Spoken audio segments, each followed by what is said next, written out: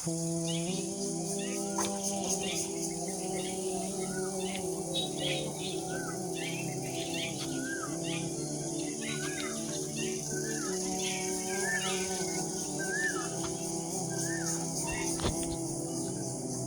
আলাইকুম, সবাই কেমন আছেন?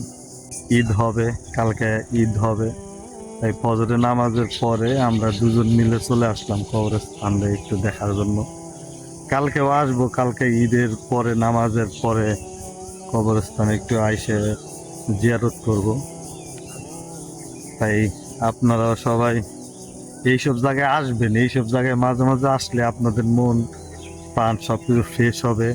মন প্রাণ সবকিছু এইসব জায়গায় আসলে কি মনটা একটু জুড়ায়। আর আর এই জায়গায় যতক্ষণ থাকি ততক্ষণ আর কোনো চিন্তা আসে না, শুধু এইসব জায়গায় চিন্তা আছে যে এইসব জায়গায় আমাদের শেষ ঠিকানা, এইসব জায়গায় আমাদের আসতে হবে সবারই। অহংকার আমরা যতই করি, টাকা পয়সা আমরা যতই কামাই, আমাদের এই জায়গায় আসতে হবে।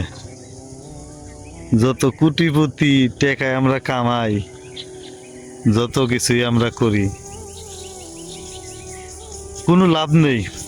এই জীবনে আমরা যদি মানুষের মতো মানুষ হতে না পারি, বা আমরা যদি মানুষকে মানুষ মনে না করতে পারি, আমরা যদি মানুষকে ভালো না বাসতে পারি, আমরা যদি আমাদের আল্লাহ এবং আমাদের নবীজি আমাদের যেসব আদেশ আমাদের করে গেছে, আমরা যদি সেই সব আদেশ যদি আমরা না মানতে পারি, তাহলে আমাদের কিছু করে লাভ নেই। এইটাই আমাদের শেষ ঠিকানা, এইটাই আমাদের শেষ বাড়ি, এটাই আমাদের শেষ জায়গা। আল্লাহ সবাইরে হেদায়েত দান করুক, আল্লাহ সবাইরে ভালো রাখুক, আল্লাহ সবাইরে সুস্থ রাখুক। আমাদের শেষ ঠিকানাটা এই রাজেন্দ্রপুরের কবরস্থানকে যেন আল্লাহ জান্নাতের বাগিচায় ছোট একটু জায়গা করে দেয়। আর আসলে দিন দুনিয়ায় আমরা যাই কিছু করি না কেন, এইসব জায়গায় আসলে আমাদের মন সব কিছু আমরা ভুলে যাই, সব কিছু আমরা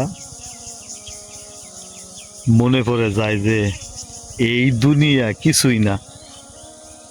আর এখান থেকে বের হব যখন আমাদের 2-3 কদমের পরে থেকে আমাদের ধ্যান সব কিছু শেষ, তখন আমাদের চিন্তা অন্য কিছু আসে। সব কিছুরই দেওয়ার মূল আল্লাহ তাআলা, হেদায়েত দেওয়ার মূল আল্লাহ তাআলা।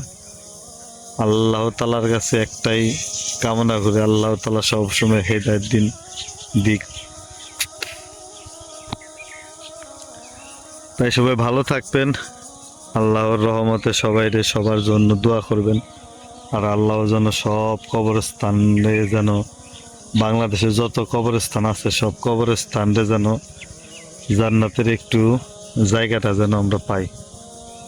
তাই সবাই ভালো থাকবেন।